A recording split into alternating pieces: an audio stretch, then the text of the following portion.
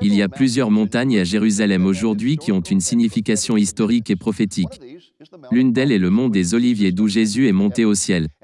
Et selon les Écritures, c'est l'endroit où il reviendra sur terre. Restez à l'écoute pour une visite biblique de ce mont. Le ministère Agneau et Lion présente.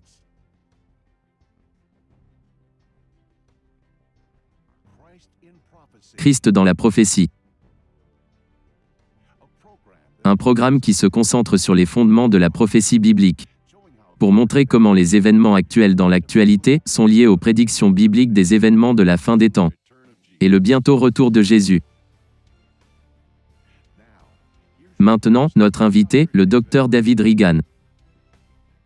Salutations au nom de Jésus, notre espérance bénie, et bienvenue à Christ dans la prophétie. Bienvenue également en terre d'Israël et dans la ville de Jérusalem. Je suis venu ici dans la ville de Jérusalem pour explorer 4 montagnes. 3 d'entre elles sont importantes dans l'histoire biblique et dans la prophétie biblique. La 4e est importante en raison de ce qui s'y trouve. Les 4 montagnes sont le mont des Oliviers, le mont du Temple, le mont Sion et le mont Herzl. Je voudrais souligner ici dès maintenant que ces montagnes que nous allons examiner ne sont vraiment pas des montagnes selon les normes américaines. Nous les appellerons plutôt des collines. Mais dans la Bible, elles sont appelées des montagnes. Et vous savez, ce sont vraiment des montagnes quand vous considérez le fait qu'il y a de hautes collines ici en Israël. Et qu'Israël n'a vraiment qu'une seule vraie montagne selon les normes américaines, c'est le mont Hermon, qui est situé dans l'extrême nord, à la frontière avec la Syrie. La première montagne que nous allons examiner est le mont des Oliviers. Et le meilleur endroit d'où nous pourrons avoir une très belle vue est depuis la porte orientale de la vieille ville. Alors, allons là-bas d'abord.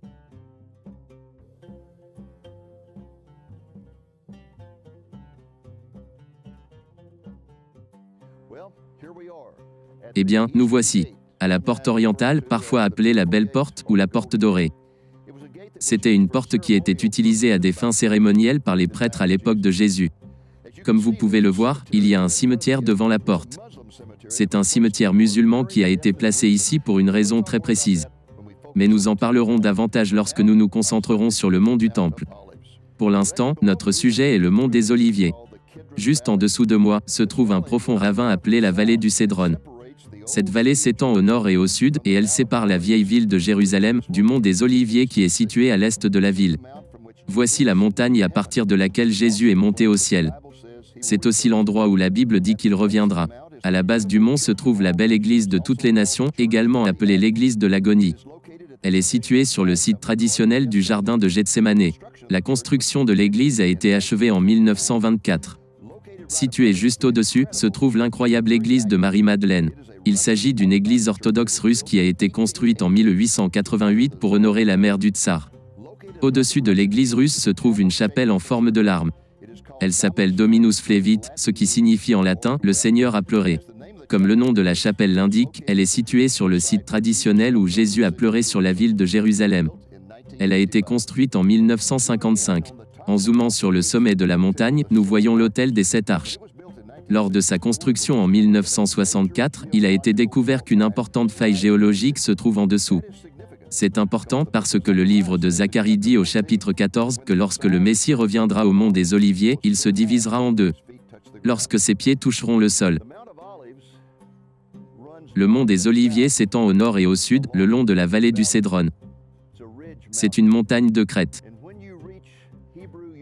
Et lorsque vous atteignez l'université hébraïque, où vous voyez cette grande flèche, le nom de la montagne change pour le mont Scopus. Le mont Scopus est l'endroit où Titus et ses légions ont campé pendant qu'ils détruisent Jérusalem en 70 après Jésus-Christ. Allons maintenant à un site d'observation sur le mont des Oliviers.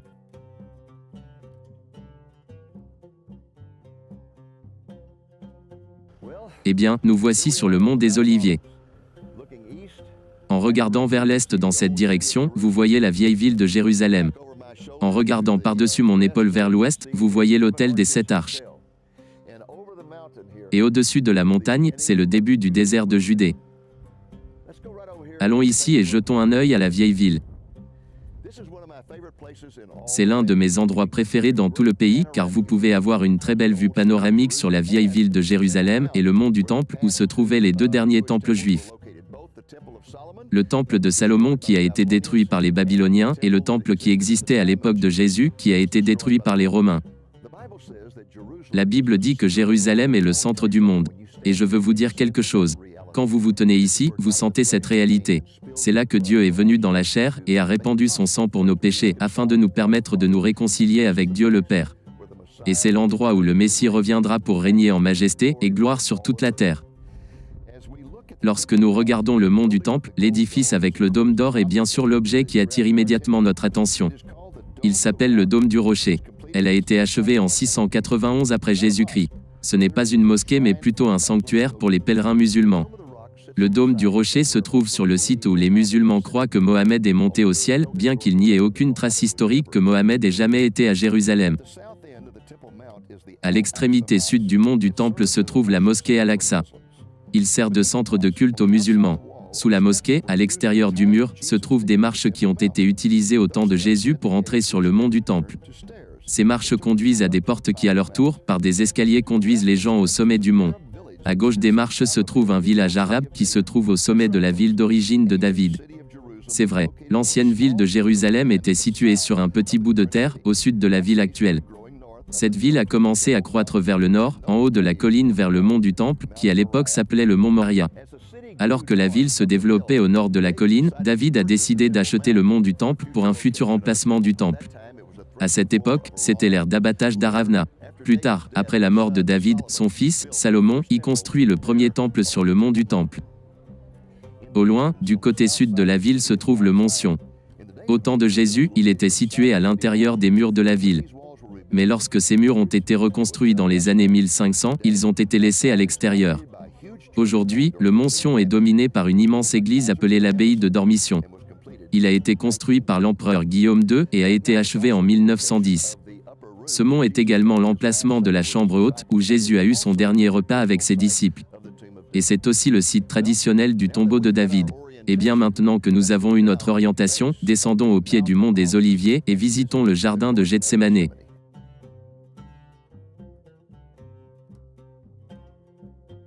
Voici une petite section du jardin de Gethsémanée, située à côté de l'église de toutes les nations, également connue sous le nom d'église de l'agonie. C'est un site authentique où Jésus a lutté avec son sort qui s'approchait de lui sur la croix.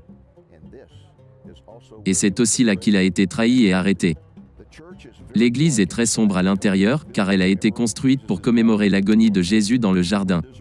Les fenêtres sont en albâtre pour filtrer la lumière autant que possible. À l'avant de l'église, il y a un grand affleurement de pierre.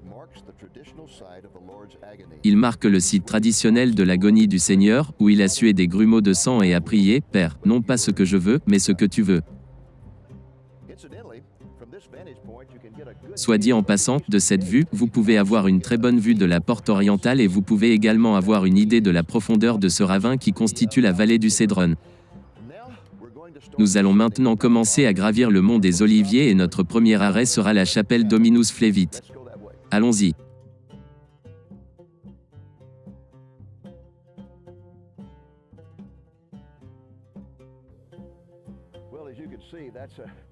Comme vous pouvez le voir, la montée est très raide sur cette colline. Et nous arrivons maintenant, en voyant ce panneau, la chapelle Dominus Flevit. Allons dans ce magnifique parc. Cette jolie chapelle a la forme d'une larme. Pour commémorer le fait que Jésus a pleuré sur la ville de Jérusalem dans ce parc. Il l'a fait durant la dernière semaine de sa vie après avoir fait son entrée triomphale. Il a pleuré parce que le peuple juif l'avait rejeté en tant que Messie et il savait que cela se traduirait par le déversement de la colère de Dieu sur cette ville. Cet événement est décrit dans le livre de Luc au chapitre 19, verset 41 où il dit : Comme il approchait de la ville, Jésus, en la voyant, pleura sur elle et dit : Si toi aussi, au moins en ce jour qui t'est donné, tu connaissais les choses qui appartiennent à ta paix. Mais maintenant elles sont cachées à tes yeux. Il viendra sur toi des jours où tes ennemis t'environneront de tranchées, t'enfermeront et te serreront de toutes parts. Ils te détruiront, toi et tes enfants au milieu de toi, et ils ne laisseront pas en toi pierre sur pierre, parce que tu n'as pas connu le temps où tu as été visité. C'était, bien sûr, une prophétie sur la destruction de Jérusalem par les Romains en 70 après Jésus-Christ. L'une des choses que j'aime dans ce beau site est qu'il vous offre une vue magnifique sur la vieille ville de Jérusalem. Il y a le dôme doré, la porte orientale en face. Et ici ces dômes dorés sont le sommet de l'église russe Marie-Madeleine. Lorsque Jésus est venu ici, monté sur le dos d'un âne, le jour de son entrée triomphale, la vallée du Cédron était remplie de milliers de personnes qui avaient entendu parler de la résurrection de Lazare. Ils agitent des branches de palmier en signe d'adoration et crient « Hosanna au fils de David », ce qui signifie « Messie, sauve-nous ». Mais en quelques jours, cette même foule criait « Qu'il soit crucifié, qu'il soit crucifié ». Vous savez, les Écritures nous disent qu'un jour très bientôt, Jésus va retourner sur cette montagne. Il va revenir cette prochaine fois, non pas sur un nain blâne, mais il va revenir sur un cheval de guerre blanc, qui est le symbole du général victorieux. Et cette fois encore, cette vallée va être remplie de gens, des centaines de millions de saints glorifiés, avec des anges au-dessus.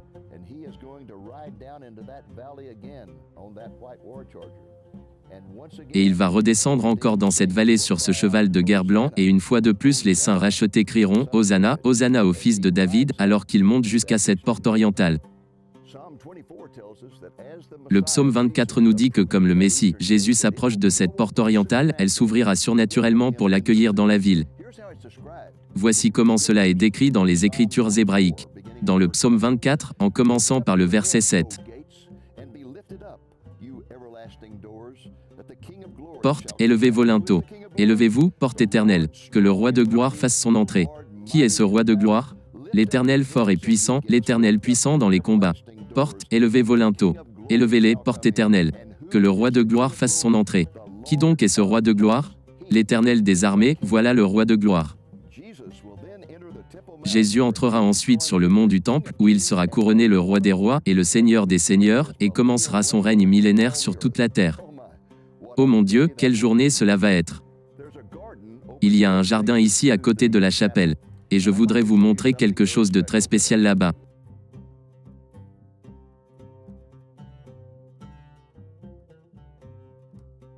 La première fois que je suis venu en Israël pour faire un tournage vidéo, c'était en 1987. Nous avons parcouru tout le pays pour tourner une vidéo intitulée « Israël dans la prophétie biblique ». Et c'est celle que nous avons refilmée en l'an 2000. La dernière scène de cette vidéo allait être celle de la parabole de Jésus sur le figuier qui est écrite dans Matthieu 24. Celle où il dit « Regardez le figuier et quand il refleurit, vous savez que sa venue est sur le point de se produire ». Il faisait allusion, bien entendu, au rétablissement de la nation d'Israël.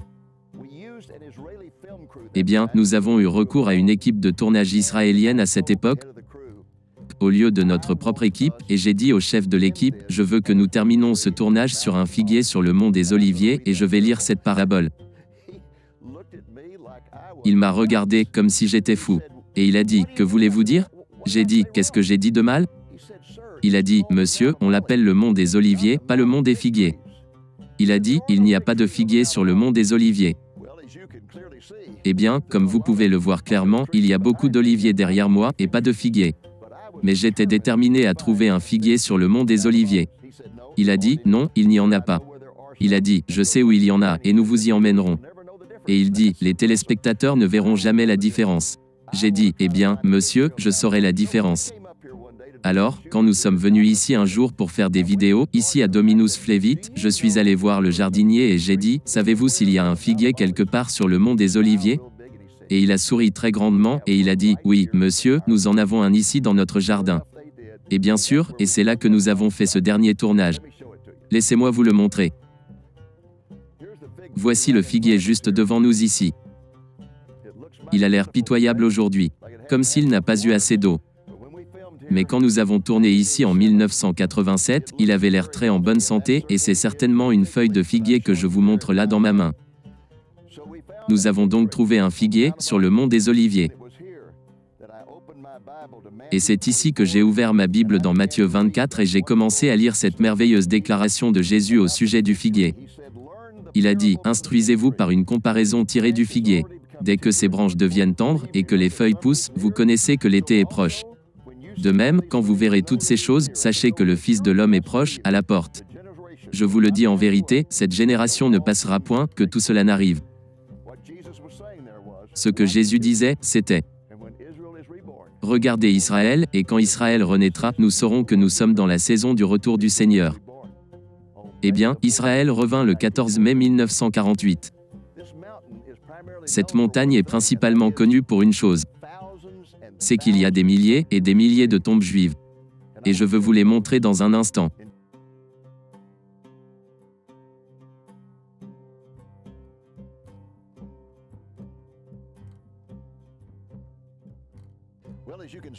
Eh bien, comme vous pouvez le voir, je n'exagérais pas quand j'ai dit que cette montagne était couverte de dizaines de milliers de tombes. Remarquez toutes ces pierres ici sur cette tombe. La raison de ces pierres est qu'ici, les gens n'apportent pas de fleurs sur une tombe. Parce que le climat est si rigoureux que les fleurs ne dureraient même pas un jour. Au lieu de cela, ils mettent une pierre sur la tombe, et c'est ce qu'on appelle une pierre de souvenir. Cette personne particulière a donc eu beaucoup de gens qui ont visité sa tombe depuis la dernière fois que les pierres ont été enlevées. Soit dit en passant, les corps ne sont pas dans ces blocs de pierre-ci, les corps sont enfouis dans la terre. Les blocs de pierre représentent simplement où les corps sont enterrés. Après la guerre d'indépendance en 1948 et 1949, toute cette zone du mont des Oliviers s'est retrouvée sous l'occupation des forces jordaniennes. Non seulement ces forces sont entrées dans la vieille ville qu'ils contrôlaient et ont fait exploser tout le quartier juif, mais ils sont venus ici et ont profané ce cimetière. Ils ont pris par exemple ces pierres qui couvrent et les ont utilisées comme tremplin dans les latrines militaires. Ce n'est qu'après la guerre des 6 jours en 1967 que les Juifs ont pu reprendre cette zone et ont remis ces tombes en ordre. Soit dit en passant, je vois une tombe juste ici qui a pas mal de pierres dessus, donc ce doit être quelqu'un qui est important pour la communauté juive orthodoxe. Allons-y et jetons un coup d'œil.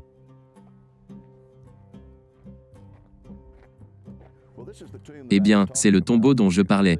Comme vous pouvez le voir, il y a beaucoup de pierres dessus, mais je ne sais pas lire l'hébreu, donc je vais inviter notre guide à venir ici avec moi. Viens ici Shai, et lis ce qui est écrit sur cette tombe. C'est Shai Shalom Mater qui est notre guide ici depuis plus de 20 ans. Shai, qu'est-ce que cela dit? Tout d'abord, ce type a étudié dans une yeshiva. Son nom est Avia Yehoshua Goldberg. Yeshiva veut dire? Salle d'études. Où vous étudiez pour être rabbin. Oui. Oui, et il est le fils de Israël et Ronnie Tivel. Et c'était un homme juste dans toute sa vigueur. Il aimait la Torah et la terre d'Israël. Et il aimait particulièrement la ville. Ok, c'est tout ce que nous avons besoin de savoir sur lui en ce moment. Mais il était évidemment un homme très juste, qui était bien connu de la communauté orthodoxe. Vous savez, Shai, nous étions ici en train de parler il y a quelques minutes et tu m'as montré quelque chose sur une tombe ici que j'ai trouvé très intéressante. Dites-le à nos téléspectateurs. Une tradition à Jérusalem est que si vous aviez une famille qui a été tuée dans l'Holocauste et qu'il n'y a pas de corps pour enterrer, vous devez mettre au moins leur nom sur votre pierre tombale. Au moins leur nom comme souvenir. Il n'y a pas de corps mais le nom doit être en souvenir. Très profond et une merveilleuse façon de s'en souvenir.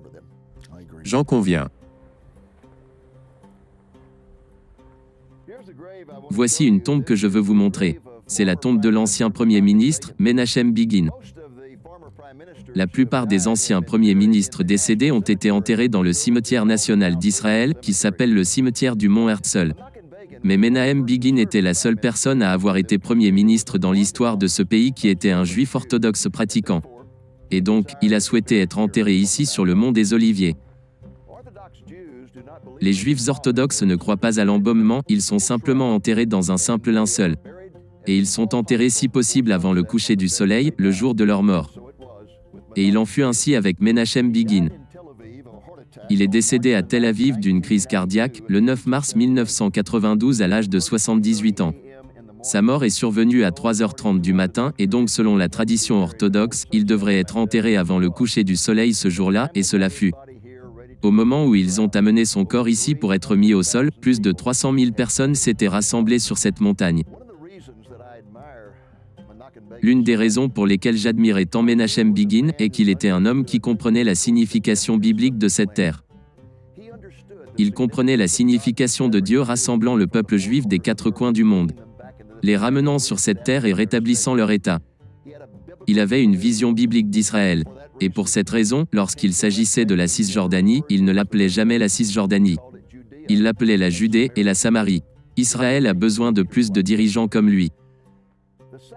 La deuxième tombe spéciale que je voudrais vous montrer est située tout près. Allons y jeter un œil.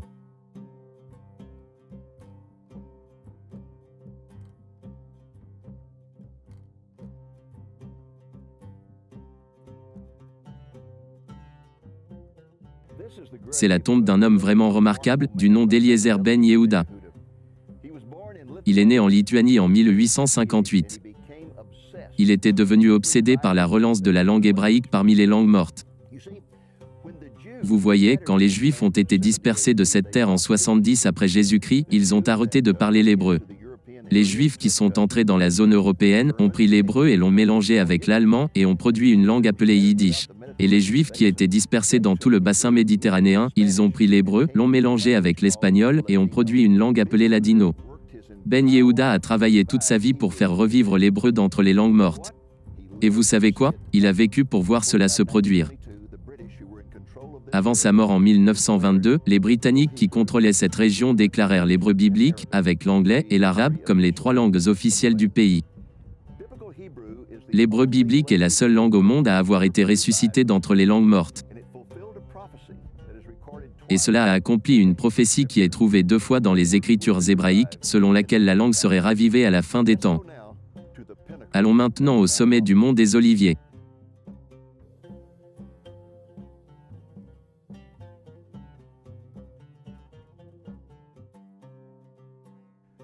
Je me tiens maintenant au sommet du mont des Oliviers. Et nous sommes sur le magnifique terrain de l'église russe de l'Ascension. Comme vous pouvez le voir, elle a une très haute tour qui peut être vue aussi loin, depuis la mer Morte. Comme je l'ai mentionné plus tôt, il existe un autre site pour l'ascension du Christ appelé le Dôme de l'Ascension. Il a des vestiges archéologiques qui remontent au IVe siècle. Mais il a été repris par les musulmans et transformé en mosquée. Et dans leur manière traditionnelle de ne pas respecter les autres religions, il ne permet pas aux chrétiens et aux juifs de lire les Écritures ou d'y prier. Je voulais terminer notre exploration du mont des Oliviers ici dans ce beau jardin adjacent à l'église de l'Ascension, l'église russe. Car c'est l'endroit où Jésus a promis de revenir. Dans Acte 2, il nous est dit que lorsqu'il est monté au ciel, il est monté du mont des Oliviers. Et que 2 hommes vêtus de blanc, qui étaient probablement des anges, ont promis aux disciples qu'il reviendrait ici au mont des Oliviers. Et qu'il reviendrait de la même manière qu'il est parti, visiblement et physiquement. Cela est confirmé dans les Écritures hébraïques de Zacharie 14 quand il dit qu'à la fin des temps, lorsque la ville sera entourée par l'Antéchrist et ses forces, et que la ville sera sur le point de tomber, alors le Messie reviendra sur cette montagne. Et quand ses pieds toucheront la montagne, ce sera un grand tremblement de terre. La montagne se divisera en 2 et le tremblement de terre affectera toute la terre. Il prononcera des paroles surnaturelles et l'Antéchrist et ses forces seront détruits. Et au verset 9 de Zacharie 14, il est dit, « L'Éternel sera roi de toute la terre. » En ce jour-là, l'Éternel sera le Dieu unique et son nom sera le nom unique. Quelle journée glorieuse ce sera et comment j'y aspire. Et donc au sommet de cela, le mont des Oliviers, je crie, « Maranatha, Maranatha, reviens vite, Seigneur Jésus. »